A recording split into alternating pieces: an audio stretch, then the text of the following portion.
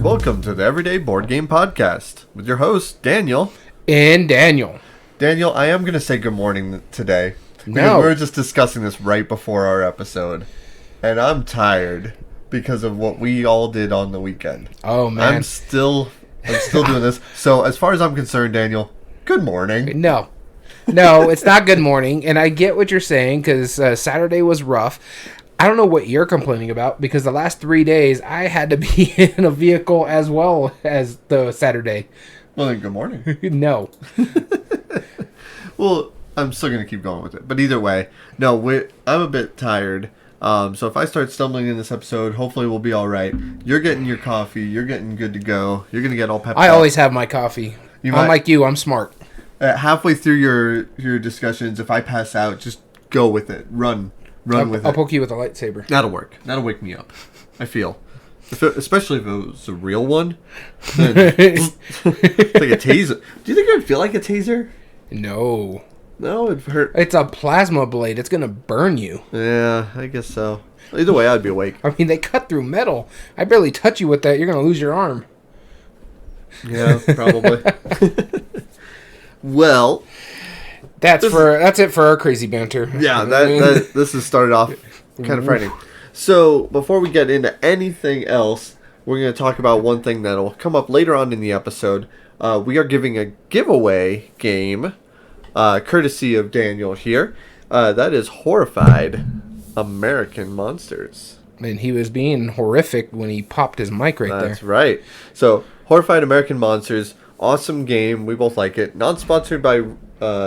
No, sponsored by me. Yep, sponsored by you, not by Ravensburger. Although, if Ravensburger, if you're listening and you want to sponsor a future episode, send some stuff our way. That's fine. We'll do some giveaways. If we don't have the game already. Yeah. Then, if we have an extra copy, we'll give it away. But no, so listen later on in the episode. We will be giving out a keyword, which you will then want to email us at everydayboardgames2020@gmail.com with the keyword, and we'll tell you all the details later on. Yep. With that being said, though, this episode is kind of a weird one. I think it's a good discussion topic, It is. though. I completely agree. It started with, quite simply, I proposed an idea. It's like, how does our friends, or how does the people, like friends, family, how does that decide what comes into our library or not? Mm-hmm. And we both quickly agreed that is not enough to go off of for a full 8 list like how we normally do. Yeah. So how could we back that up a little bit? And you came up with... what are your gaming library rules? Yeah. And so not just no food on the table necessarily. It's more like what do you allow in your collection? Why do you allow it in your collection? Right. Is there a reason why you do this instead of this? Right. Exactly. And you know what? I already know I'm going to trade one of mine out for a minute. I already made a trade. Right as I was writing the list, I was like, nope, I have a better roll. Yeah, no, I agree. And I'm going to make my list, or change that one thing in my list later on. But mostly, we're following the same general idea, is that we want to know what makes our game collection. Yeah. Why do we determine what games stay or leave? What leave, yeah. And that's also partially because of what we did this weekend. Oh, yeah. Yeah, let's tell them about it. So, first off, we have to give a big shout out to Bookman's Arizona. This is a place in Tucson and Mesa that you can find. Mm-hmm. There's 3 locations in Tucson. I think only one in Mesa. Yeah, I think there's another in the greater Phoenix area. And then there's also one up in Flagstaff, Arizona. Yeah, I think there's one in Flagstaff as well. Yeah. They're Bookman's. It tells you what it is. They do a lot of trade-ins, whether it's movies, books, and board games. And that's what we go for. We call our collection things that don't need to stay in because of our rules and take it up there. And man, did we hit a honeypot. Yeah, and shout out to them. They're not a sponsor. We wanna give them a legitimate shout out because I have been doing this for a few years now. Mm-hmm. And a couple years ago, I want to say before the pandemic, before the lockdowns, I finally told you, it's like, hey guys, why don't you come with me and come check this place out? And I think this is our 2018, I think, is when we all started doing it together. Right. So then I had been doing it for a year or two at least before that. Yeah. And I remember What was your thoughts the first time I brought you? Oh no, I had a great time because first off, I got in and out, and it's not something we get out in this area, so I was able to get a good burger in Tucson.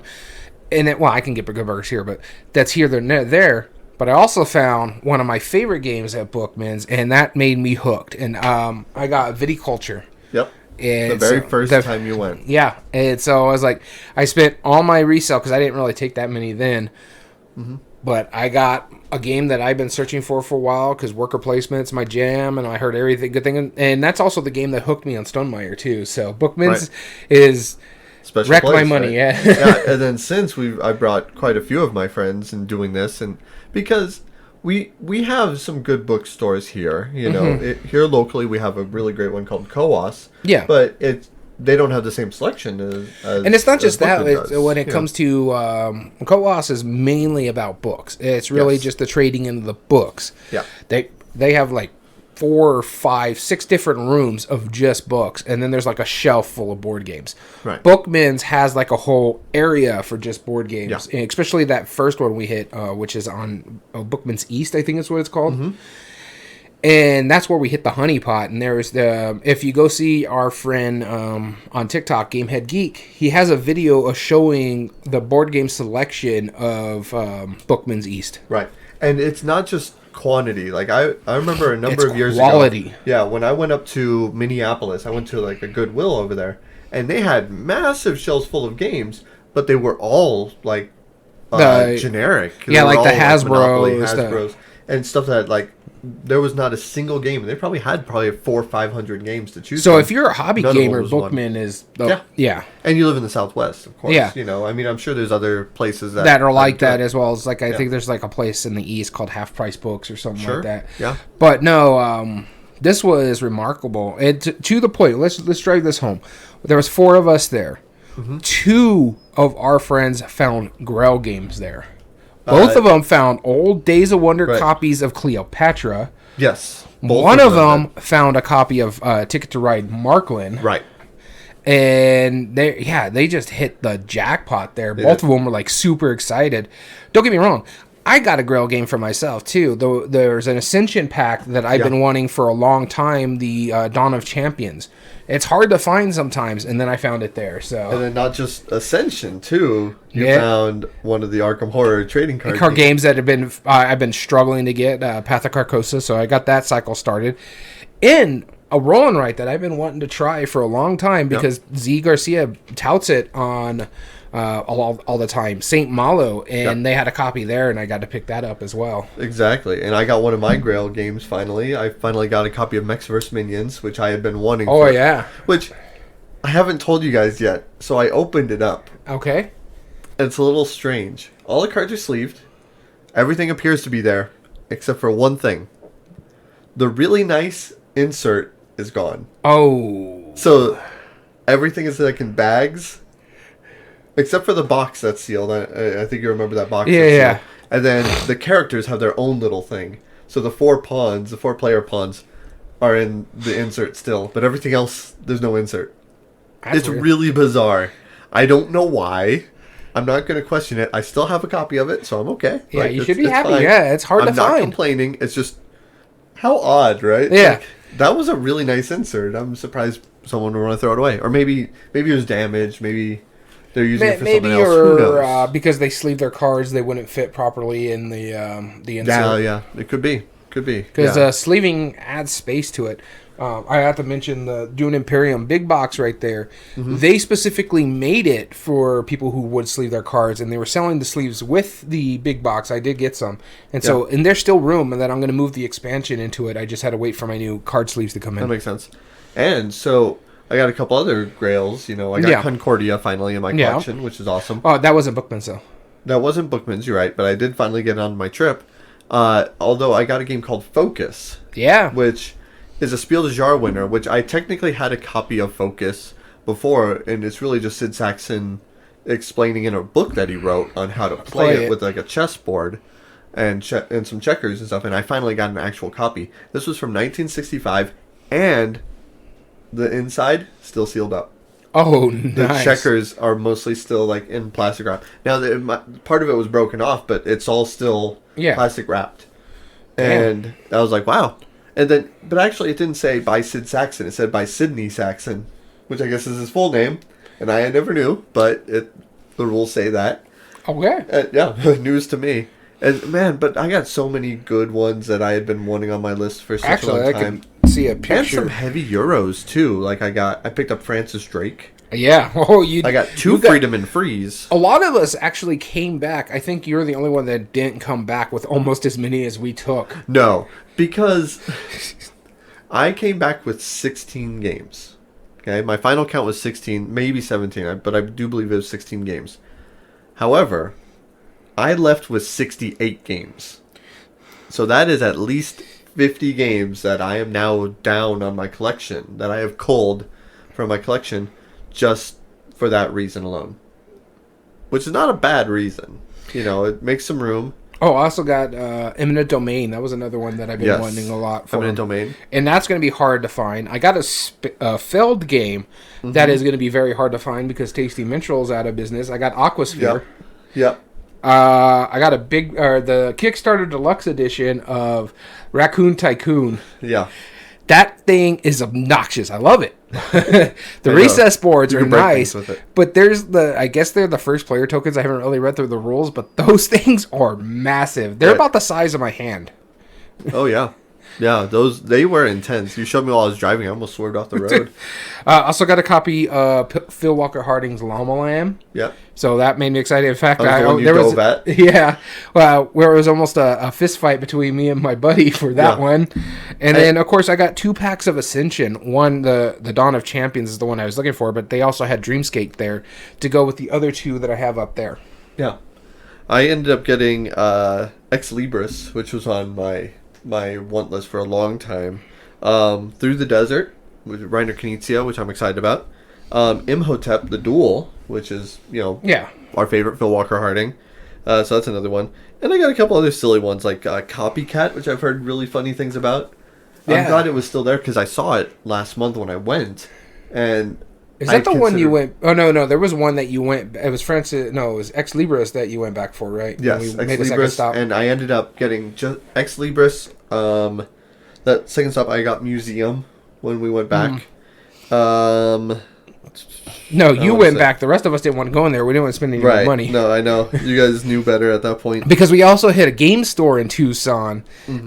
You should also check them out. I don't remember their name, but they're in the Games and Gadgets in the Tucson Mall.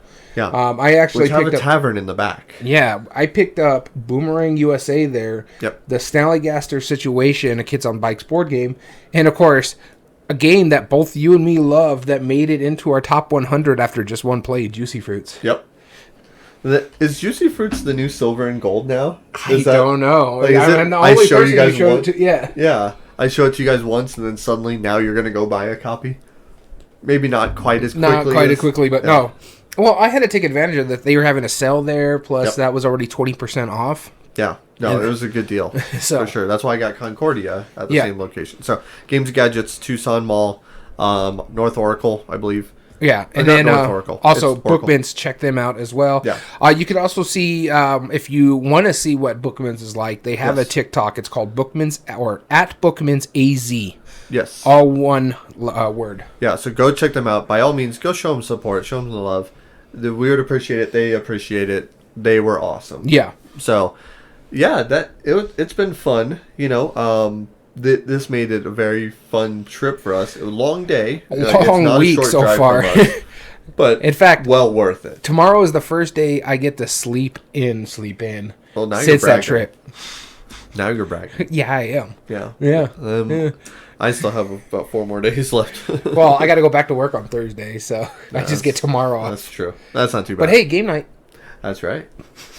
So, speaking of game night, let's transition into it. What have you been playing lately? So, it's been 2 weeks since we last did this, and I got some games in. Mind you, I got a little bit more Gloomhaven.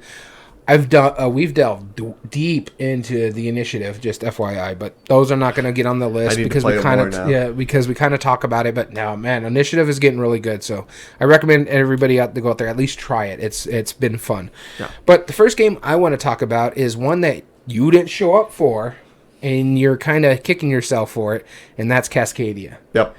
Oh, it's such a good game. Mind you, the theme does not matter on this game at all. It's good. It's gorgeous. It's very good components.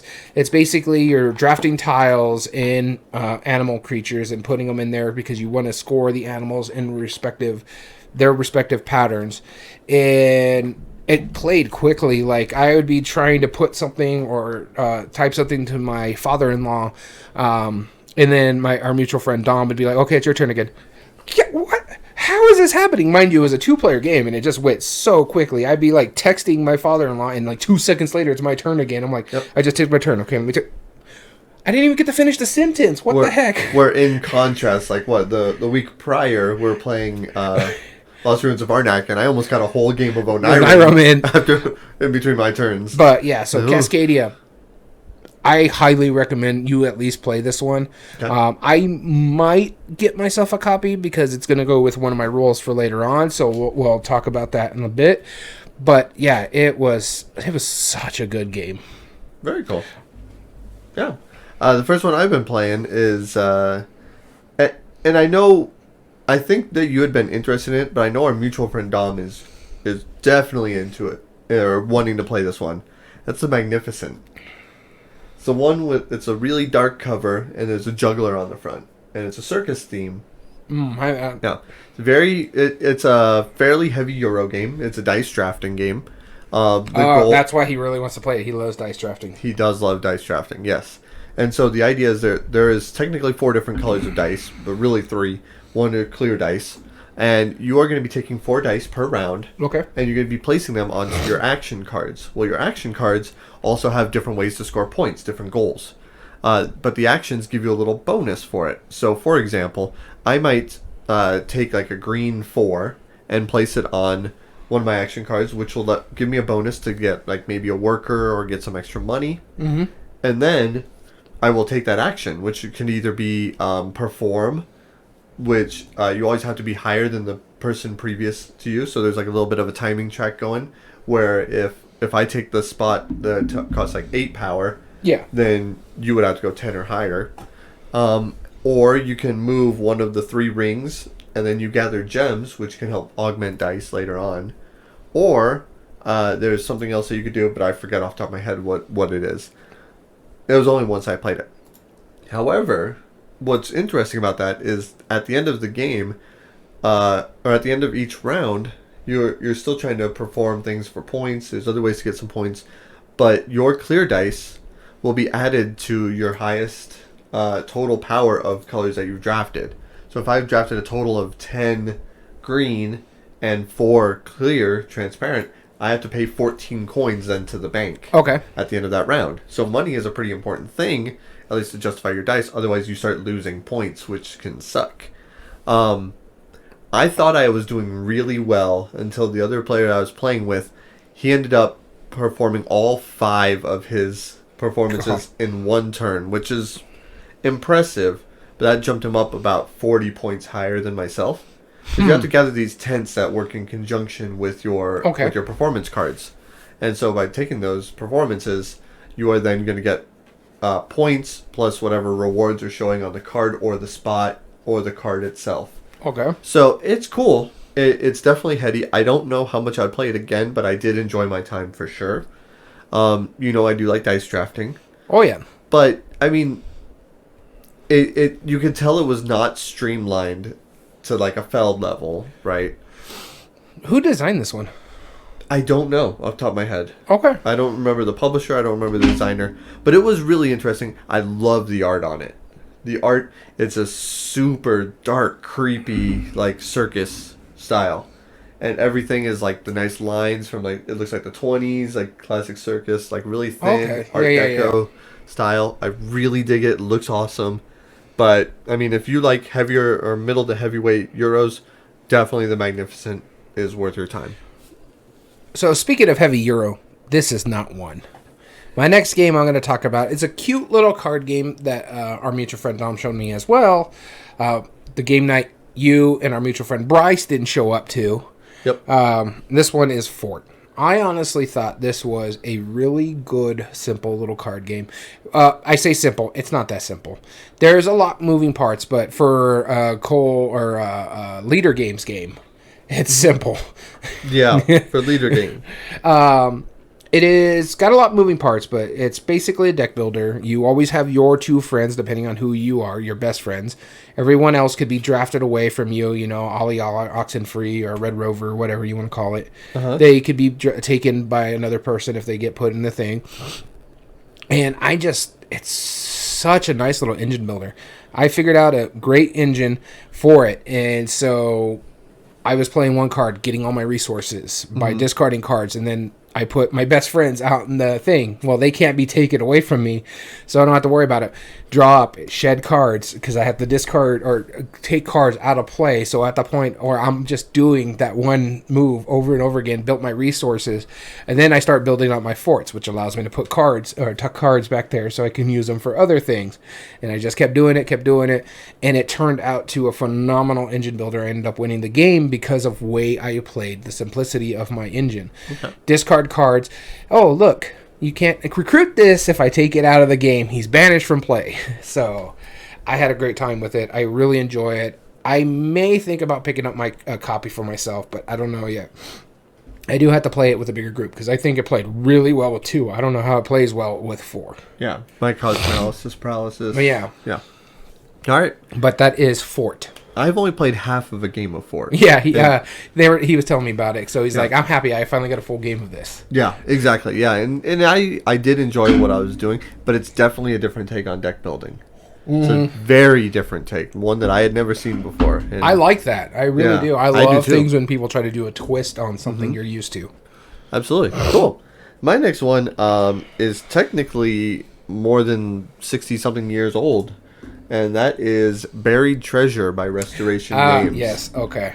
I got a chance to play this. The day I got it in the mail, I brought it over to my mom's house, along with my wife and kids, because it plays 2 to 5. Okay.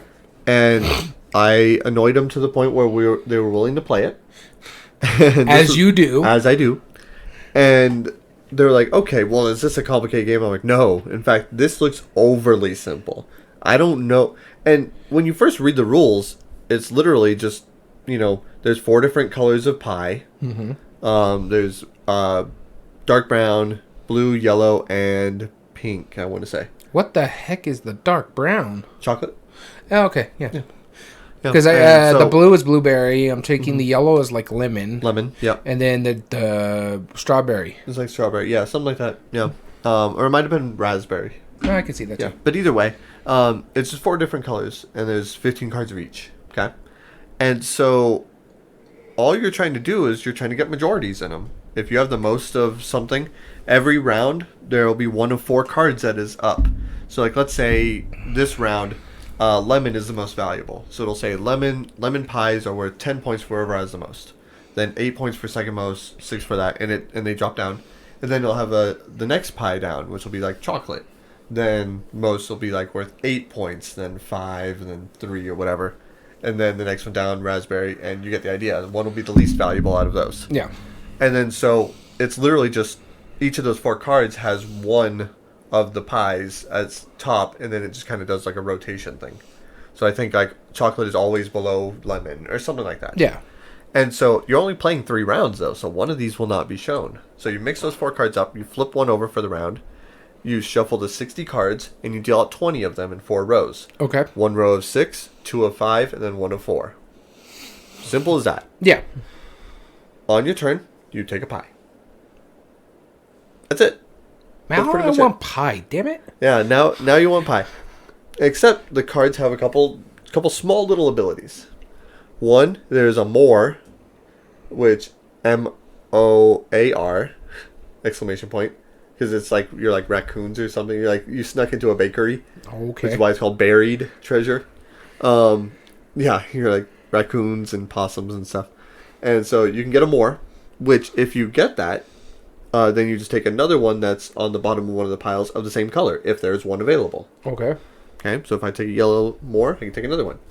But then there's some that have grabby paws on them, where let's say it has either 2 or 3 grabby pods. If I take one, that means I get to steal that many from another player. So if I take one with 2 grabby pods, I can take 2 of the same flavor from one player of my choice. That's it. But there's one really cool catch about it. Okay. If any players ever tie for the amount of pies that they have for any of the colors, they are eliminated from that. Oh, geez. So, what that means, and this is what makes the game good, my wife figured it out really fast. She was like, I only have 3 raspberries, but it's the most valuable. You have 8. It's like, but her son would have 6. So if I steal 2 from you, I suddenly have majority because you're both eliminated from it. When you figure that thing out, you're starting to look at everybody else's pies and you're like, oh no. Because now it's just a matter of like, who am I going to steal to cancel everybody out? Like, how can you gain majority with 1? You know, yeah. But you can in that game. Oh man, is it good? It's surprisingly good. Your family are cutthroat players too. They are very cutthroat, and they liked every minute of it. Well, your mom's a trick taker too. She is. She loves trick-taking games. So this one is kind of right up her alley to mess with people. Yeah, they liked how simple it was. My daughter liked it. My son liked it because he's always a super, like, he loves Take That games. His obsession right now is Munchkin. So, like, yeah, he loves Take That games. Yeah. And so that's really cool. Everybody in my family liked it. You know, there was some legitimate strategy in it. And it was a good time. It was a remake of a game from 1992 called Buried Treasure, which is pirate themed. And that was then a remake of something, Harold and the Colonel or something like that from the 60s, which was like a short run Hanna-Barbera show. Okay. And so, yeah, I was just super impressed with it. I'm glad Restorations restored it, which I had no idea. Yeah, it's just that it's one of their like under the radar ones. It's kind of with the trick taking one, Indulgence. Yeah, where it just kind of flew under the radar that they did it. Yeah, because you got the big Kickstarters, your Return to the Dark Tower that everybody knows. Yeah, your Fireball Island. Yep. And so these ones, I love their smaller ones that just kind of come out of the radar. Another one, what is it? The Tea Party, Dinosaur Tea Party. Yeah. Mm-hmm.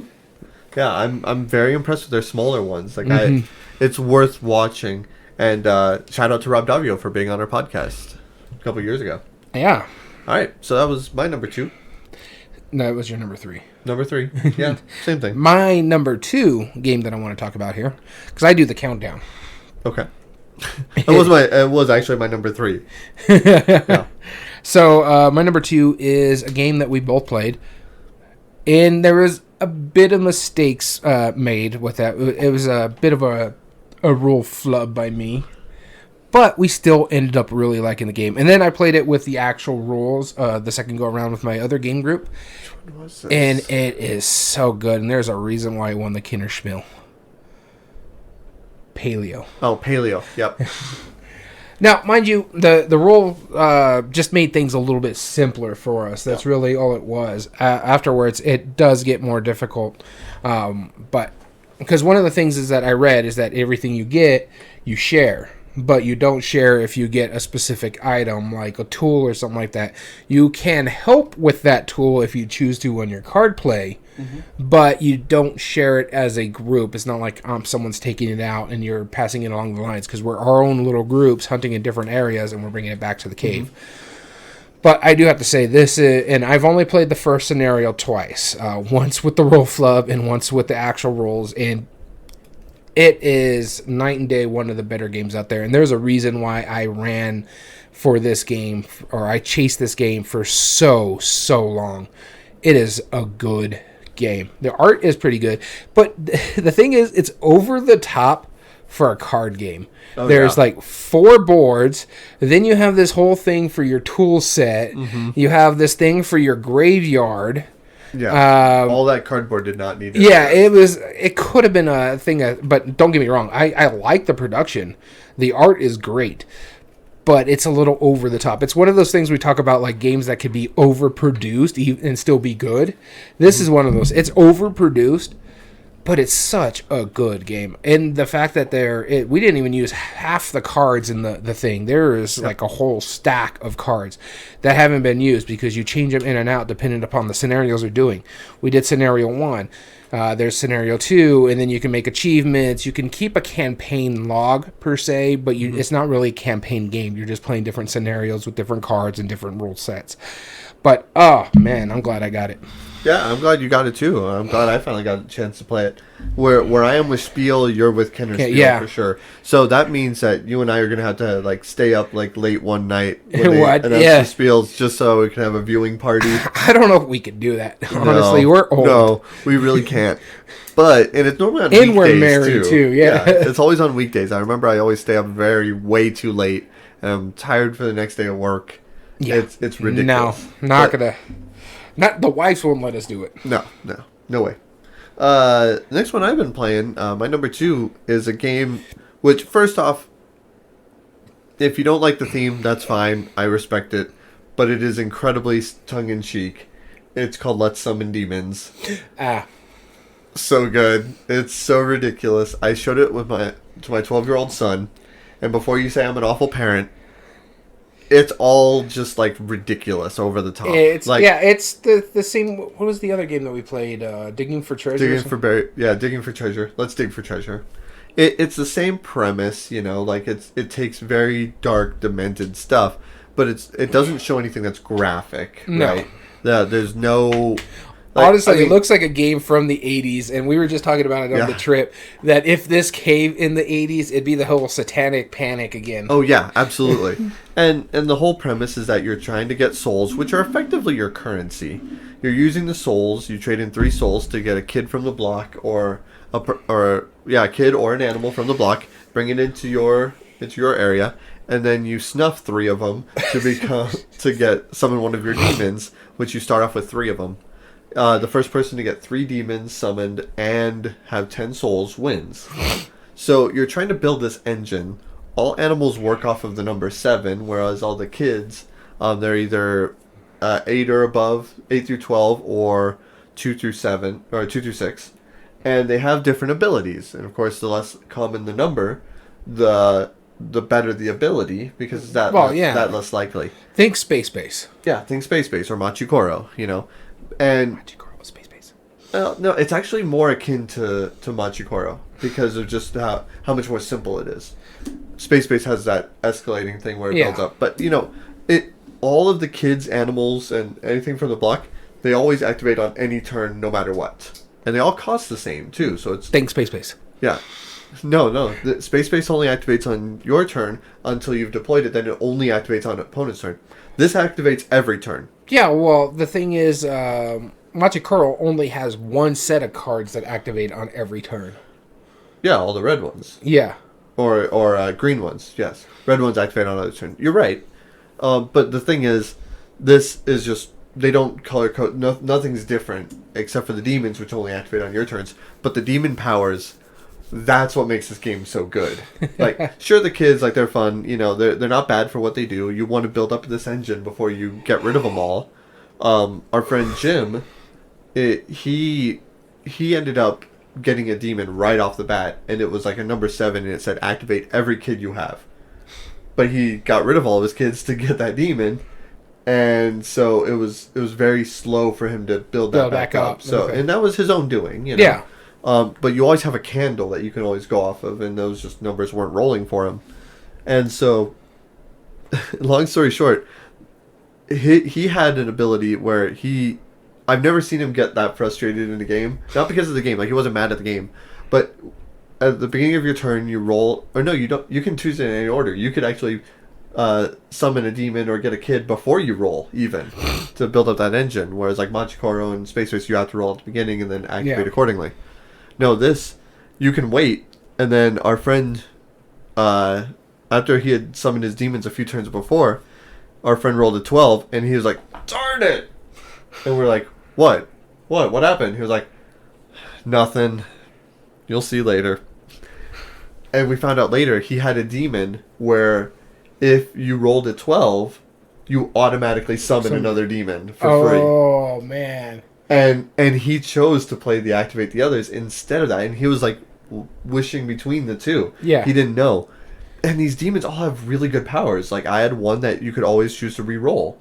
Or, like, the animal one, like, you steal a soul from another player for every animal you have. Oh, jeez. Like, just, they're all really interesting how they work. And the fact that they only work on your turn makes sense because they're super powerful. Oh, yeah.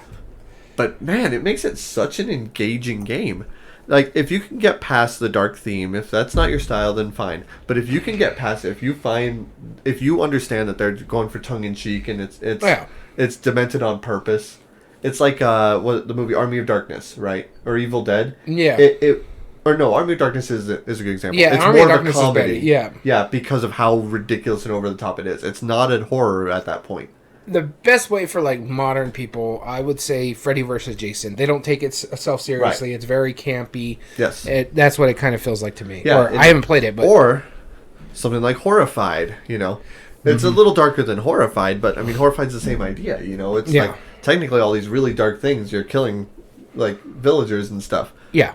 But not really. Like it's very tongue in cheek. And like this plays into the campy nature of it, but it doesn't ever let go of that, but still doesn't take itself seriously, and you know that.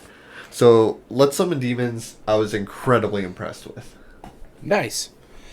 Moving on to my number one, and he already mentioned it earlier, Lost Ruins of Arnak. Yep. We played the newest expansion, the Leaders of the Expedition or something like that, I think that's what it's called. Mm-hmm. And my God, this could force Lost Ruins of Arnak to overtake Dune Imperium for me. Dune Imperium was high on my top 100 list. Lost Ruins of Arnak didn't even make the top 100. But this expedition with the leader powers and just the new boards, and it was so good.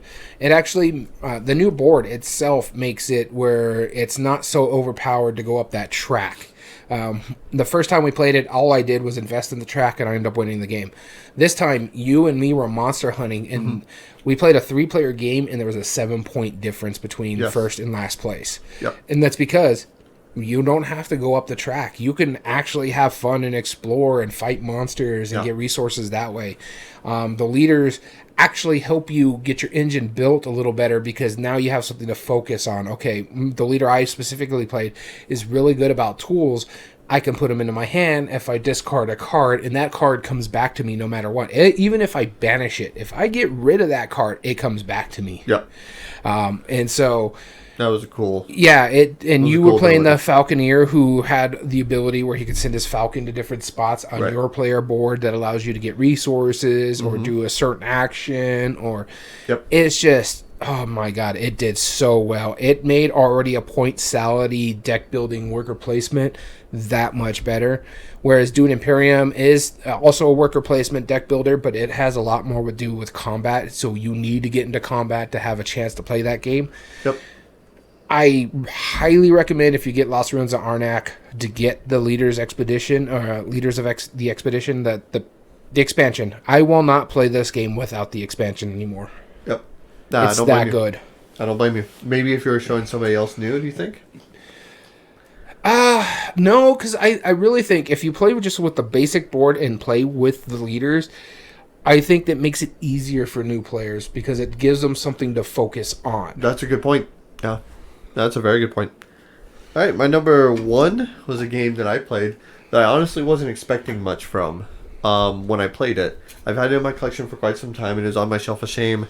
And I finally got a chance to play it, and I played it with a mutual friend of ours the night before we went on our trip. And I got yelled at because my wife was upset that I was out that late playing games still. Before our trip, where I had to wake up about 6 hours later. I do have to mention this. You have the worst timing when it comes to our trip. The last couple times, because when we left in March, we were under a wind advisory. Yes. So in 2021, we were under wind advisory. Every single 2019, time. Blizzard conditions. This year, we just had a bad freeze. Yeah, and so much to the point where... our mutual friend, I picked this months ago, right? Yeah. Maybe... It was around the New Year, yeah. Yeah, turn of the year. I was like, all right, this will be the day. Let's go this. No idea what the weather was going to be, but we'll aim for that and see what happens. And then as soon as they said, it's like, man, we're having like deep freeze. Like our friend just texted us like, man, you sure know how to pick them, don't you? It's every time. No, but this was one I played the night before. It's called Shaolia. That's Shaolia, I believe. Yeah. And it's similar to like a Machikoro style game. You're building up a your colony, and we played as the 2-player. What I found interesting, that first off has one of the best rule books I have ever read. It was good. It didn't need to like have comedy or anything. It was very clear at what it did. Mm-hmm. It was something like 30 something pages long, right? But really it's only the first like 16 pages that have the rules, and everything else is all variants and scenarios and stuff like that. Okay. But the basic rules, everything is so well described. Okay. Like, and it was describing how like the phases work. It says, well, everyone does phase 1 in turn order, then phase 2 in turn order, then phase 3 in turn order. One player doesn't do all of it right away. And it said, for example, if you're playing 2 players and it said player 1 phase 1, player 2 phase 1, player 1 phase 2, and it had a chart that actually showed that, and then it said next round, and it reversed it to show how it worked. Okay. For a 2-player. It's like something that's really obvious, but they wanted to make sure that anybody could pick it up and figure it out really well. So whoever wrote the rule book, really, really great job on that. I was impressed with it. It made learning the game super simple. And it looks intimidating at first, but really it's a simple game. You have 2 ways to win. In the scenario we played, it's a head-to-head. You either destroy the opponent's colony, or you get 18 culture. Okay. First one to get that wins. So it's a couple different goals to go off of. I went very heavy into destroying Jim's culture, or destroying his colony. He went heavy into getting culture. He was at 17 culture when I destroyed him. Oh man. He was right there. And he didn't and I think honestly, if he pushed a little bit harder right at the beginning, he would have won. Whereas like me, at first I was like, okay, hesitating at first. Oh wow, he's hardly building up any barriers or defense cards. Let's just start flooring him. I'm just gonna start full force, load in the infantry, attack away, and it's really cool. Like I was impressed with it. It's a good engine building game. There's a lot of good options. You can buy and trade minerals, which can get you money, or some minerals need for you to build certain things. The only thing that I didn't quite like about it, and this is just a small minor gripe, is each of the buildings have their own cost, and normally it's an amount of gold and or minerals. In order to draw like the level 1 cards, you have to spend a single gold to draw a card. Okay. Okay, and then you put them behind you or behind the board in like a little hand, but it's visible for all players. So like I might buy a card and go, okay, I'll buy another card. I'll buy another one. Okay. And then the next phase will be the building phase. Where then that's when I choose, depending on what everybody else bought, then it chooses what I want to build. And it works pretty well because once you build it, it stays on your board until you either discard it or choose to upgrade it. However, in order to get a level 2 card, you have to discard 3 level 1 cards from your hand in order to take one of the face-up level 2 cards. Okay. Which isn't that big of a deal. It's just like a different way to buy it, right? But then you have ways to buy kernels who can change the dice rolls. You have minerals which can also get you other benefits. You can actually buy a 4th die, which is effectively another action on your attack phase. It's cool. I was really impressed, and I'm kind of a little upset that our mutual friend did not buy the deluxe copy that was at that Bookman's, because I definitely was pushing him forward. I'm like, dude, it's your style. You're gonna love this. This is a really good game. Which one? Because both of them, that's really their style. Dom. Yeah. But that is definitely one that he would look into. Sounds like it. It's pretty. The art on it is so good. It's one of the best looking games I've had in a while. And you know me, I don't care about stuff like that, but it's pretty. The components are really great quality. You need to start caring about stuff like that. It's because of I'm why starting Aaliyah to. keeps pumping out those games. Yeah, but it's because everybody else. I'm starting to change over to that. Like I do appreciate it. It has to be a good game at first, but if it adds on that, It helps with the table presence, and it helps Absolutely. get more people interested in it if it looks good. Because if you Yes. play something like chess and you look at it and it's all black and white, it's like, Yeah. why am I going to like that? Then you play something like the Duke, which has beautiful pieces to it. Yes. So, I mean, to each their own, but yeah, I think Right. games are needing to be stellar. That's right. All right, so let's get into our list. But beforehand, remember, we are doing a giveaway for a copy of Horrified American Monsters. There is several ways you can get involved into getting a chance to winning this. You can get a token for following our Twitter account at EBG Podcast. You can get a token for following our Twitch account, as well as a token for following our YouTube account. But one of the best ways to do it is if you can follow the rules and send us the secret word of the day or words to our email at everydayboardgames2020@gmail.com. And Mr. McKinley, would you like to tell him what our code word is today? That's right. And this, if you've been listening to the first half of the podcast, you'll understand. Our code word today is Bookmans. That's one word, Bookmans.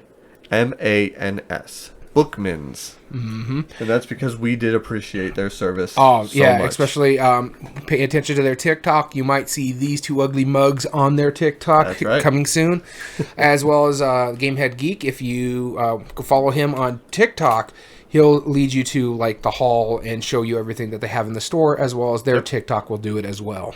Or right. Instagram, you can find them on Instagram as well. Agreed. So that is Bookmans. Remember, put in the body or in the subject line horrified. In the body, put Bookmans and your name. So that way we know where it is. Once again, it's limited to the Continental USA. Continental USA for now. If we Maybe the next giveaway. we'll figure it out. Yeah. Yeah. Cool. Now With that let's being go said, into yeah. honorable mentions. Oh, yeah. The people's honorable mentions. As always, we put the discussion or poll, depending on which one we're doing, at the Board Game Revolution community group on Facebook. If you want to take part in this, follow them and look out for our post. That's right. We asked them, what are your board game library rules? Specifically, what do they do for their games to stay on the shelves in their specific library? Mm-hmm. Let me just give this a quick refresh, and we'll get to it, just to make sure. Of course. So the first one was by Anthony. He said games have to flex from 1 to 4, or to at least 4. I play mostly solo, so it's kind of a necessity. Honestly, I don't... And Nicholas was agreeing with him. It has to... I understand that, too. Yeah. Some people only play with their significant other, so maybe solo games aren't something that needs to be in their library. Yep. Next on our list here is Scott. To stay in my library, it either has to be a game I have want to play, or my family has want to play it, or I have to be too lazy to get rid of it. Well done, Scott. Bethany says, I don't buy anything that cannot be played 2-player. 3-person minimum games just won't get played often enough to validate purchasing. And that's Very what we were fair just saying reason. about earlier. VA says, we have some games that we aren't necessarily super jazzed about playing ourselves, but consider part of having a well-stocked collection, kind of like a bar, Carcassonne, Regular Ticket to Ride, Azul, things like that. And that's an interesting topic for me, because for me, and we'll get into my rules in a little bit, but keeping a game that you're not interested in your library... Mm-hmm. Yeah, and I do have a couple instances of that happening, which I'm probably going to be talking about. Okay. But yeah, I mean, like, I have a copy of Monopoly still. In fact, I have like 3 or 4 copies of I Monopoly. have a copy of Monopoly somewhere around Yeah, here. exactly. And it's just for the people, if we have friends or family that come over, it's like, man, I really want to play Monopoly. I'm not going to deny them that. Yeah. Well, I have a friend who just sent me a message not like a few days ago saying that they bought the most ridiculous versions of like common games, and he said that if somebody asks or comes over to his house and asks him to play a game that he would not have fun, they're going to suffer with him, which is why he bought those versions, like the Uno All Wild. Oh man, I couldn't help but laugh and say that he was a monster. Sean said, I have to, 1, like the game, and 2, have some chance/desire of playing it over the course of a year over other options at various player counts. If I stop reaching for a game as a suggestion for some group, it's time to sell it. It doesn't mean the game is bad, it's just not for me any longer. And that's what we were talking about when we did our Bookman's run, too. Yep. Randy said, I had a bad habit of buying games others in the group had only because I'm almost always hosted, so we never got to play them. I've since stopped as a ruse to try to better myself in my judgment, and fair enough. Yeah. All right. Jason said, I've had friends who own games I liked, and they've moved away and or gotten rid of those games. So the idea that I didn't need a copy, I could just play my friend's copy anytime I want, turned out to be absolute fiction.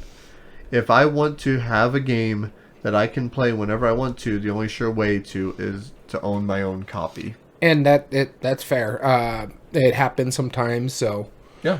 if that's one of your rules, Yeah. have at it. And Leighton, the last one, says, I try not to have more than 2 or 3 games with the same core mechanic. I know how you feel about that, but to keep my collection varied and make sure everything is played. The one exception is area control, my favorite mechanic, but but even the area control games are pretty different from each other. Yeah. And that makes sense. You know, if you have multiple games that all play similarly, that's kind of tricky. How can you justify them being on list? A very, very specific example is I ended up getting rid of flip ships, even though I had wanted it for so long, and that was kind of tough for me because I got Space Invaders, and that plays effectively the exact same game. Yeah, and it has the really cool flipper. And the flipper is really good. So, with that being said, thank you for everybody who commented and told us their thoughts. And again, if you want to comment on that forum, I won't bring it up on the future podcast, but if you want to reply, you can go to the Board Game Revolution group on Facebook. All right, you ready to get into this? I am ready. Coin of Doom. You know, I just heard, actually, before we get into this, the Keegan-Michael Key. Do you know who he is? Yeah, Key and Peele. Yeah. He was on Jimmy Kimmel, and I was listening to this literally on the way over here. And he said that he was listening to the microphones because he got to go out during a football game and be an honorary captain. Uh-huh. And they went out during the coin flip. And he actually said, he was like, if you ever listen to that, every time, 100% of the time, somebody will definitely say, tails never fails. It's like, no, 50% of the time, it fails. Yeah. That's how it works. And I could not help but think of you when I heard that. So, Tails never fails. Hey, look, it failed. Goes first. What do you know? So my number 8 is I have a select few of designers that, regardless of and it's a very, very small list of designers. Yes. That even if the games are bad, I will still own them, and I will gladly. I can already tell you one that's on it. Oh, go ahead. Stefan Feld. Feld. Just happens or just. Yeah, it happens. Yeah. Not a great game. Not a great game. And the other, there's 2 more. There's Phil Walker Harding, which if I ever find a copy of, I'm not going to actively seek it out, but if I find a copy of that superhero one, yeah, I'm going to buy it. It's got to be in my collection. Yeah, that's the reason why I didn't sell it. Exactly. And then the last one is Sid Saxon. His are just generally harder to find. Surprised you didn't get another copy of just Can't Stop. So that copy, I've owned a copy of that before, and I've given it to a friend to spread the love of Can't Stop. Although it made me a little nervous because I had bought that old style copy that you saw. Mm-hmm. I'd bought one at a thrift store, and I gave it to a friend of mine. And a week later, I saw almost the exact same copy at that same thrift store. I was like, oh no, did they give it away? And then later on, I went back to their place, and they still had it.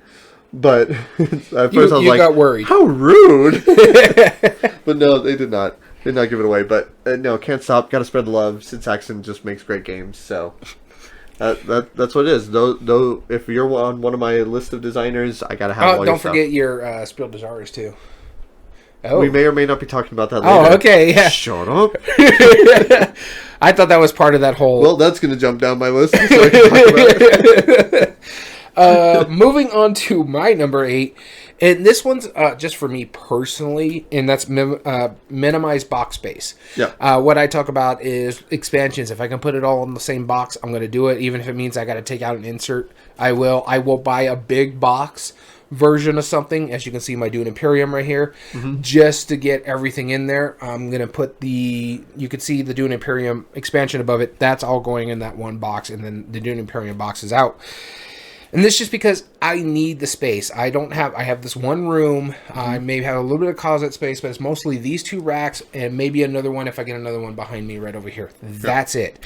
And so I got to be I got to be very efficient about what I'm doing, and it's gotten better for me because now I have 2 whole shelves. At one point, I only had 1 shelf and a half. No. And so now the fact that I got 2 whole shelves, I got more space, but I still follow that rule of minimizing box space. If I can get everything into one box, I can. There is an exception to the rule, and that's Dice Forge. Yes. And that's because the base box is built for playing with the game as well. And then the expansion box does the exact same thing the base box does, and so there's no way you can really combine the two. But everything else, the expansions, most likely, other than you can see it like unmatched, that's 3 boxes up there. However, I have everything for Unmatched, and I've put it into 3 boxes. So if they give me a big box option, I'm going to do that. Absolutely. So it's minimizing as much space as I possibly can. That makes sense. That's actually a really good one. It's not on my list, but had I thought of that, it would be on my list. That's a great one. Number 7. I'll be leading us off. My new number 7 is Spiel des Jahres winners. It was on my number 2, but no, I mean, if it's a Spiel winner, I gotta have it. And so much to the point where I will normally pre-order the nominees because there's a good chance I'm going to like them. All 3 of the games that were nominated for the Spiel, much less the one that won last year, I've liked every single one of them. Micro Macro was a great game. The Robin Hood is so far a really good game. Did Robin Hood win the Spiel? No, that was nominated. Yeah, okay. It was Robin Hood, Micro Macro, and one other that I'm forgetting off the top of my head, but I know I had played that. Micro Macro was the one that won, right? Yes. Yep. And so, but I mean, I'm at the point now where if one gets nominated, I'm going to buy it. Yeah. So it is a good chance I'm going to like it regardless. So I need to have all the Spiel. Yeah. At this point, it's not a rule on my list, but it's going to be like Kinderspiel, because didn't Lost Ruins of Arnak win the Kinner? Yeah, I believe so. Yeah, so it's like, I already have that. Maybe it did. Yeah, because I know Paleo did it in 2020. In 2021, I think it was Lost Ruins of Arnak. I'll pull up the list right now while for the Kinner. While you're going over number So my 7. number 7 is player count, and we talked about it with the fans, the Board Game Revolution poll. They were talking about like it needs a minimum number of this to this. Yeah. For me, my player count has to go minimum 1. Maximum of 4, which sounds like it's something that's going to be good because a lot of games hold that. However, there are games that are minimum 3 players to play, or if you're playing like a party game, it's a minimum of 4 or 5 players. For me, it specifically really has to start with 1 because I do like playing games solo, or 4 because that's usually the big thing. I don't really play a lot of 2-player games. I don't really play a lot of 3-player games. Now, there's times where I can get a 3-player game in, but for me, it's 1 or 4. Those are the 2-player counts that really makes it a good chance of it hitting and staying into my collection. Because there's 2 groups, gaming groups that I play with. I play with Danny here and our mutual friends that we mentioned, Dom and Bryce, 4 players, a lot, frequently. But I also have another gaming group, a couple that me and my wife hang out with that they play games with, and it's usually 4 players. So if I have something that's a minimum 3 or a maximum of 3 or some weird hokey thing, it's tough. So for me, player counts drive this as well. Very good. Yeah, no, I've noticed that just because of the wide range of my groups, if I put any kind of a limit on my gaming player count, I wouldn't be able to pull off some of the games. Really only play with you guys, or... Right. No, that makes sense. All right. On to our number 6. Okay, well, I'll go off again. My number 6. It's a fake coin. That's what it is. Is I don't think so. I don't think this is my fake coin. I mean, my number 6 now is I have to find games that bridge multiple groups. Okay. And what I mean by that is that I play games with you. You guys are obviously my more heavier gamers. Yep. Not you, but like you play heavier games. Are you calling me fat? No, You jerk. I'm calling your games fat. No, that's true. Yeah. I mean, look at that terraforming Mars right Check there. out those expansions since you go on a diet. Ooh, no. But it's not a big box. It's a husky box. Big boned fluffy. box. But no, like you guys play like the heavier Euros and the like the more expansive games. Whereas like my normal weekly group, they tend to play lighter games. Wait, much you're lighter. saying we're not normal? Fluffy. No, I'm kidding. No, but my other weekly group, Okay. they tend to play much lighter things. And of course, if I play with my family, my son, he can handle heavy games, no problem. He'll be bored, but he can handle them. But everyone else in my family, they tend to play pretty light stuff. So finding ones that Not are your wife. She's cutthroat at some games. she can, but she chooses not to play a lot of games Yeah, the because heavy of how ones, yeah. how heavy they are. So like I like to play games like Ticket to Ride is a great example because it's incredibly simple to learn how to play a game, but it definitely has strategy in it, you know, and like I can play it with you guys and still have, you know, some good strategy, good competition. So I need to have games that can bridge multiple groups. It's very rare that I'll buy games that don't. And out of our weekly game group, I tend to bring easily the lightest of the games because of that. More often than not. Like Our game group? yes. Yeah, like I'll normally bring like Toucan and filler games, like smaller. Oh, because like, we play usually have the heavier games with us. right, and that's just because, and that is generally speaking, the bulk of my stuff is like the easy to middleweight games. Because which you can is get fine those with that. heavy ones with us. Yeah. Speaking of which, I just got a heads up that our mutual friend might be bringing Feast for Odin. Ooh, I'm excited for that. Speaking of heavy. Speaking of heavy, maybe I'll have to bring something like really heavy, like hedgehog roll or something.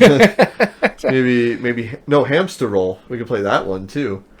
Yeah, sure. Yeah, it's dexterity. It's fun. I'm just going to try to get St. Malo to the board. I want to try St. Malo. I'll figure something So out. my number 6, moving on to my next one, is if it's sitting on the shelf too long, then it's got to go. There is an exception to the rule because I really do want to get Fury of Dracula to the table. Yes. But I just recently traded in Dinosaur Island. I really, really enjoy Dinosaur Island. But the fact of the matter is, I've had it for 3 or 4 years. I've played it my copy once. Yep. And in fact, I've only played it twice in the last 3 or 4 years. Oh. I played my copy and our mutual friend Dom's copy. That's it. And it just was sitting there. It wasn't getting to the table. And again, I'm back to limited space. And since I'm keep getting games coming in, well, if one's coming in and staying in, the other one has to go out. And so that one just didn't make the cut and got rid of it. I really enjoyed that game. But I also have Dinosaur World, which everybody has been saying really puts Dinosaur Island in the back burner. So Yeah. I chose to keep Dinosaur World, try to get that played, and Dinosaur Island went. And that's just because it's been sitting on the shelf and not getting played. Yeah. I more or less use that, but it's definitely not a rule. No, it's a rule for me. It's a good suggestion for me. Yeah. Yeah. Cool. Next one. I'll lead off on this one. Tell me it's a trick. Yeah. My number... Are we on 5 now? Yep. My number 5 is... This is just an organization thing I do. I organize my games by genre, more or less. Obviously, I have one full shelf of Spiel des Jahres, and I try to keep like all of the Leia games together. But most of the games that I collect, I have like a couple shelves of just dexterity games. I have a couple of just party games. I have one full shelf of just 2-player only games. And so I try to keep it by specific genres or styles or mechanisms and try and lump those in. So that way, if somebody tells me, hey, we're going to have a party of like 8 people. Cool, let me look at my party games. Boom, boom, boom, boom. Ooh, time's up. That's a great one. You know, and I'll pull that from our list. I just made her realize that I have to move Paleo right now. Yep. So I get the way you do things. Yeah. Paleo sitting on top of and breaking my 2 Prospero Hall. Yep. Oh yeah, more than likely. But you see what I mean? Yeah, Like, yeah. I definitely organize it by category.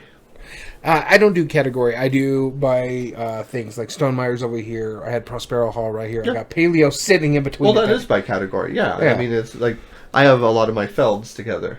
Yeah, and then all my Felds are together and all my Simon are together mostly. Yeah. And Fantasy Flight. But honestly, it's becoming very eclectic. I just go for shelf space. Right. All right, so with me, Yep.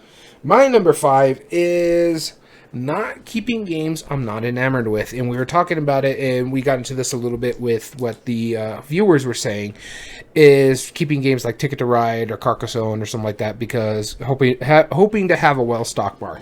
I'm lucky enough that I have a pretty good game group if there is something along those lines that I want to play, if I've got an itch to play. I can ask one of them to bring it over and they probably have it. For me, I'm not going to keep games, again, limited shelf space. If I don't like the game, I'm not going to keep it. So, case in point, Carcassonne, I owned it. Yep. I'm okay with that game. I just got tired of playing it, especially against this guy because he's cutthroat. But honestly, I'm not as enamored as it with other people. Like, it's one of your it is your number one game. Yep. Our mutual friend Dom, it's like in his top 5. He was telling us, I think Yep. top 3, and I don't need to keep it. I can play your guys' copy. My wife's not enamored with it, so she's Why not should going to you play. keep Yeah, it? why should I Sure. keep it? If I want to play it, one of you could bring it. I have it on Steam when we bought the big pack. So I can still play it if I want to. It's just not something that's going to stay in my collection. If I'm not enamored with something, why am I going to keep it in my collection?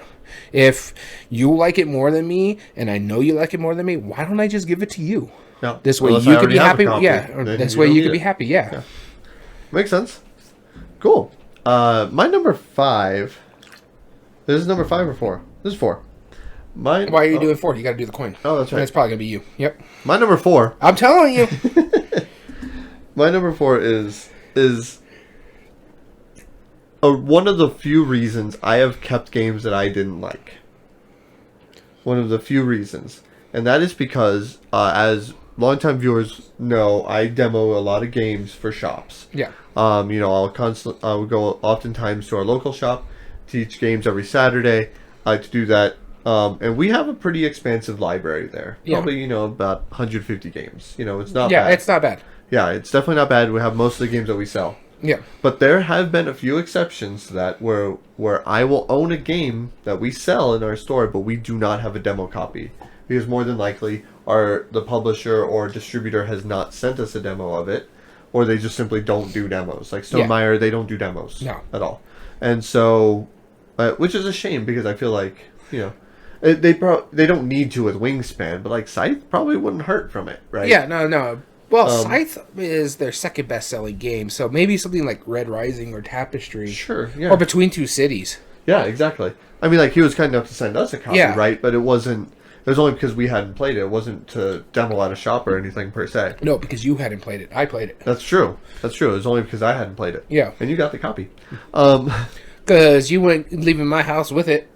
Yeah, it's like, I'll fight you for that. No, but, so what I had kept multiple games for far longer than I should have because I'm like, well, we sell it. I need to demo it, to help sales, and help show people why they like it. I'm just not a big fan of it. A perfect example of that is Seven Wonders. I had Seven Wonders for a long time. Oh, yeah. And I don't like Seven Wonders. Though you said Architects is pretty good.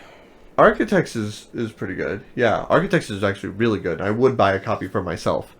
But, like, King of Tokyo, that's another example of it. I'm not the biggest King of Tokyo fan. I actually, honestly, I'll tell you this about King of Tokyo. I was torn for a while, and I thought I would like King of New York more. Right. And more, I'm actually going back to King of Tokyo just because it's much simpler. Mm-hmm. Yeah, King of New York, for some reason, it just added enough to be not fun. Yeah. Yeah, but so that's a perfect example. I had a good portion of my collections. I just recently traded in Jacques. Oh, yeah, got it. Not that I didn't like it, but I haven't played it. I don't want to play it. It was fine to play, but I had kept it for years because we were selling it in the store. Yeah. And yeah, it's a shame, but and it's fine. It's a great game. If you like it, that's not a problem. But that's one of the reasons I had too many games is because it's just I technically had that reason to keep a hold of them instead of selling them. So that's my number 4. So moving on to my number 4 is a crossover. And it's for allowing collections. There are games that I'm going to have that just because I collect. I collect Stonemaier games. I have every single one of them, and I am going to pick up Libertalia.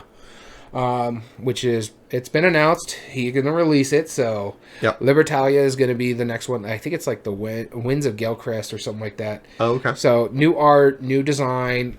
Very pretty looking. Oh, very good looking. Yeah. And then nice... nice changing of the rules, I guess, make it more streamlined. And it's always good when you're getting a revision to streamline it. But yeah, I collect the Stonemaier games. I collect Feld games. You can see them kind of over my shoulder over here. I collect Prospero Hall games, though I finally sold a Prospero Hall recently. I sold about 3 or 4. Shining. I like Shining. It's just one of those that didn't get the table. Yeah. And so I do allow for collecting. Even if I'm not completely enamored, I still like the game to a certain extent. Case in point, Pendulum from Stonemaier Games. I've only played the solo mode. I'm not a fan. I don't know how I feel about the worker placement, timing as well aspect of it, but I want to play it full on and see how it goes. But I'm probably still going to keep it, even if it's not my favorite out of the Stonemaier games, because I just like collecting his games. They're nice to look at. They're fun to play, and we'll see. Yeah, absolutely. That makes sense. All right. On to our number 3. Finally. Hey, look, my number 3, I get to go. And I mentioned it earlier, I have a limited amount of space, so I have to be very picky about what I'm doing. This is why I do the things that I do. And so when you have limited space, you have to be smart about how you're doing it. So if you notice over there on my Shuffle Shame, I have the 3 expansion packs for Dinosaur World. All of those are going to go into 1, maybe 2 boxes if I can get it away with it. Breaking down. So the Tsukiyumi Full Moon Down, I'm going to have to break that down completely as much as I need to. And it's just because I have a limited space. So if you have a limited space, you got to be choosy. I don't think I'm going to get more than, if I can get another smaller shelf behind me, 300 games in this room. And that's not something to scoff at, but there's people in this room that have over 1,000. I still not am sure about the accuracy of that number, but I'm also thinking about stuff of breaking down, like I mentioned about how I break down all the expansions of the box. But another thing that I've done is like the smaller card games, I get photo carriers and I put them in the photo carrier box and I label them, and that's how I carry those around. I don't have the boxes for them. They might be in the closet over here, but I got a limited space, so I got to find the best and most efficient way of keeping the games to that. That makes sense. Cool. My number 3 is, and I'll expand more on this, but this is about one specific game that I have been keeping too long. Time Stories. I want to get it done. We haven't finished it. We're on the last scenario. But actually, but this adds on to it. I'm not sure what I'm going to do once we do finish it. I probably will still keep it because I don't know if I want to get rid of the entirety of Time Stories. But it's the same with all my legacy games. The ones that are replayable, I want to keep. But even like Pandemic Legacy, Season 1, 2, and 0, I still have all of our original copies of it. And I have plans for that, my Pandemic. See, I consider them heirlooms at this point. Me and my game group created this. Yeah. And that's special.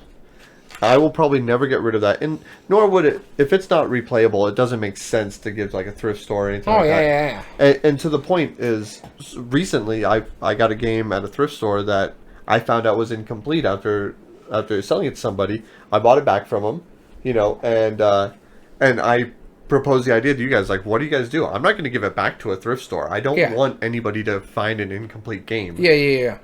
Like, what should I do about it? I don't feel comfortable trading it into Bookmans. I don't feel comfortable, like, just throwing it away because it's pieces that people could potentially use, I guess. Yeah.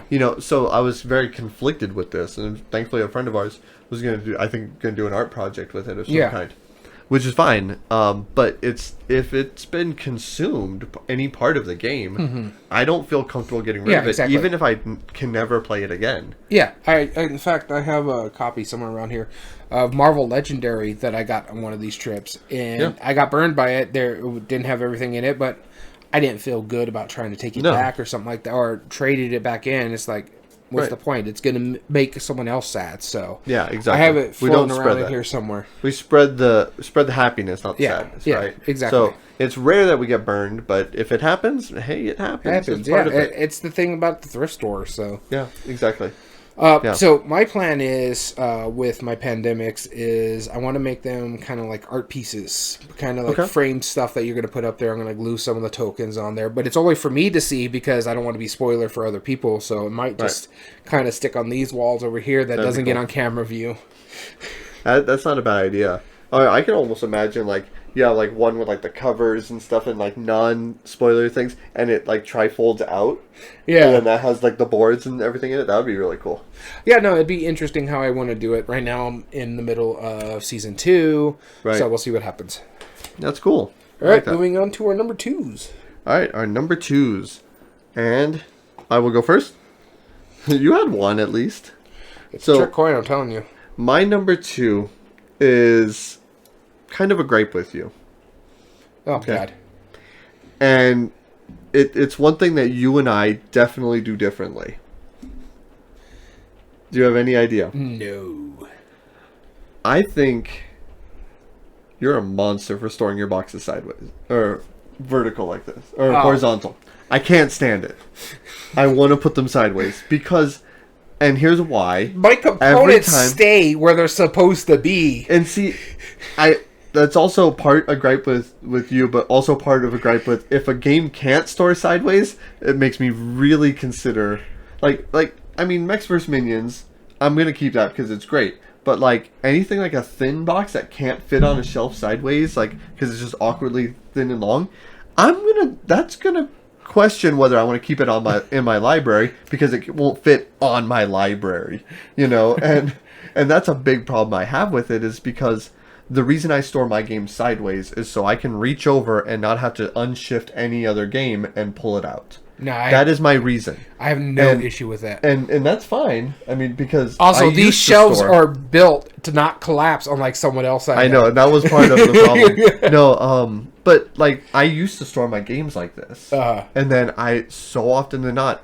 they would kind of like taper inward, and I would pull out a bigger game. And then I was like, okay, great. But now there's a hole on top that was the same width, so okay, put it on top. But then the bigger games would start like combining in with the smaller games, and then it would just be a complete cluster, and I'd have to redo the shelves every few months. It was a monster. I hated it. I only store my games sideways now. You can see Horrified right here is already sitting sideways because it's not. It's unsealed or it's sealed. Right. It's not. Yeah, and it's fine. It's fine. But I mean that I have to store my games now that way. Nope. And I'm fine with sorting the games out so they're the right height to fit on the right shelves. Nope. That's cool with me because then now all I have to do is do that and refill the empty space and then never have to worry about it again. Nope. Until I have a game that just collapses open. Yeah, or your shelves collapse. Right. With these ones, they hold up to 300 pounds per shelf. No, I know. I have cheap shelves. That has nothing against the games. Yeah, but the thing is, it's better for me to store them like this rather than sideways because I could get 300 pounds on that shelf. Sure, yeah. No, see, with this height in between each of those shelves, it doesn't make sense to store them sideways because then you have so much dead space. Yeah. I get that. That's why I asked you when I was considering buying these, like, can you add extra shelves on there? Because I'm going to shrink those down. No, but you could make them lower. Yeah, different heights, right? Yeah. Yeah, that's what I'm saying. There's if you notice, like, the caps right there on where the shelf is, there's a ring that you can set to any of those indentions. Yeah, right. But you could buy extra shelves for it. I think you can, yeah. That's what I'm saying. And that's probably what I'll do, so that way I can make the perfect height shelves. Knock yourself out. Yeah. That's perfect height to me right there. That's cool. And you do you. I'm not going to yuck your yum. I'm just saying that I have to store sideways now. My next two actually go with each other, so I'm already just going to say I'm going to take the number 1 spot first. Okay, cool. My number 2 is... Yep. My number 2 is who I'm playing with. I'm going to keep games in my library for who I'm playing games with. If I'm playing with my heavier Euro guys, I'm going to have my heavy Euros bust out. If I'm going to play with the lighter fare games, I'm going to keep my lighter fare games for that group as well. That's the reason why I have both of these together. And so the reason why I'm also taking number 1, that goes into my next book, is the copies within a gaming group. if it's a heavier Euro game that I know you or my mutual friend Dom or Bryce, who we tend to play those heavier board games, Yeah. I don't need an extra copy. Now, if it's a game that I know is good with you guys, as well as my other game group that I play with, Or your wife. or my wife, Yeah. I'm going to get a copy for myself. Case in point is Lost Ruins of Arnak. I think it's going to go down. It's heavier than what they're... Aquatica. Yeah, Aquatica is another one. There's quite a few up here, like Star Trek Panic. You Just have one. a copy, just one. It's all about All the who, Felds. Yeah. all who I'm playing with. No, all the Felds is more so in the collection part of it, but who I'm playing with in the copies in the game group. If it's a game, what's a Feast for Odin? Honestly, if we end up liking it, I don't think I'm going to need to buy myself a copy because there's already a copy in the game group. Right. I know if you or Dom like it, you're probably going to end up getting a copy. There's There's not a good odd. Yeah, there's not a reason for me to have it because it's a heavy Euro that just won't get played with my wife or that other game group that I play games with. And so therefore it doesn't get into it. So that's why my number 2 and number 1 really go well together, but it's just who I'm gaming with and the multiple copies in the game group. Cool. My number 1, and you kind of referenced it earlier, and I didn't originally choose for this, but my shelves chose this. And that my gaming library only has the games I've played in it, in my game room. Because I originally had my shelf of shame in there, and that shelf collapsed. And I think it was because of the overwhelming shame. I really do. And now I've since moved that shelf into the garage, and now that is my cutoff. So, for example, those games that I brought back from Bookman's, 3 or 4 of them I had already played. Yeah. Those will immediately go into my game room because I have played them. The other, 13 or so that I haven't played are immediately going to go into my garage. Unless I am able to play them prior to that. They're actually living on my table right now. I was going to say, that makes me a little hesitant just because the garage is in temperature control. No, but, I mean... But luckily, it we is live what in it a is. dry area. Yeah, we live in a very dry area. I mean, we'll deal with temperature, but that won't affect games too much. Heat, yes, it'll warp the cards a little bit, but, Yeah. it's not... It's still not a big enough deal where... Because, like how you were saying, I have limited space, too. Which is weird because his room is like double the size of this one. Yeah, it's a big room, but it's filled. Like, it's almost filled to the brim. Remember, I So- told you, he's got about 1,000 in his I'm not sure about that number. But that's what I'm saying is that in order for it to make it into that room, I have to have played it. That's my rule. I will not put any non-played games in that room. Mm-hmm. Because I want to make sure if I play a game off my shelf of shame, if I agree to keep it, then it'll go into the game room. If I don't want it, I don't want it taking up a space that I could have had for a Yeah. game that I am keeping. That is my number 1 rule for that game room. Only played games now. Well, with that, that's our rules for our gaming libraries. Tell right. us what yours is. So, we definitely want to thank you so much. Real quick, right before we sign off, let's just do one more round of telling you about Horrified American Monsters. Definitely not a sponsor by Ravensburger, but we are giving this game away for free. Even. Sealed copy. Sealed copy. You have 4 ways technically to be part of this, but we have one that we're definitely wanting to encourage you. If you email us with the code word from this episode or any of our past 2 previous episodes or our upcoming 1 episode, please email us at everydayboardgames2020. In the subject line, put Horrified, and in the body, we want you to put your name and our keyword, which this episode's keyword is Bookman's. Also, you got to remember, for our audio listeners, this is the second to last one, and that's also for our Twitch and stuff like that. But the next episode that's going to air for you is the cutoff date. So the next episode is going to be the last one, but you're only going to have a few hours to put in that code phrase in. That's right. Our cutoff is March 11th, 2022. Yep. Wow, I can't believe I'm saying 2022. That threw me off. But anyway. At midnight, mind you. 11:59, that's it. Yep. If you get it at 12:01 on the 12th, nope. Sorry, too bad. So we definitely want to thank you so much for tuning in to to Everyday Board Games.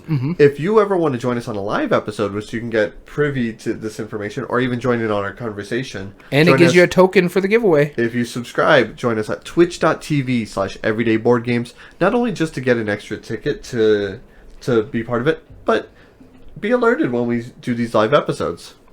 As well as you can find all video re-uploads found on YouTube at Everyday Board Games 2020. And if you like what we do there are 3 things you can do to help us grow on that platform. Subscribe here if you're not. That also will give you a token. Like the video and comment down below and tell us your thoughts on the subject. In this case, what are your gaming library rules? As well as all audio versions to be found on most podcast platforms under Everyday Board Games. This includes Spotify, Google, Amazon Music, and Podbean. And if you want to email us later on for not only just that codeword, or just to say hi, give us ideas for future episodes. It's up to you. Clearly, we're running out of ideas here. Yep. Yeah, it's getting pretty thin here. But email us at everydayboardgames2020@gmail.com. As well as you can also get in contact with us at our Twitter account, EBG Podcast. And if you follow us there, that's another token. So we want to thank you so much for tuning into Everyday Board Games. As always, I've been your host, Daniel. And I've been your host, Daniel. And we want to thank you for listening to Everyday Board Games. And remember, every day is a good day for board gaming.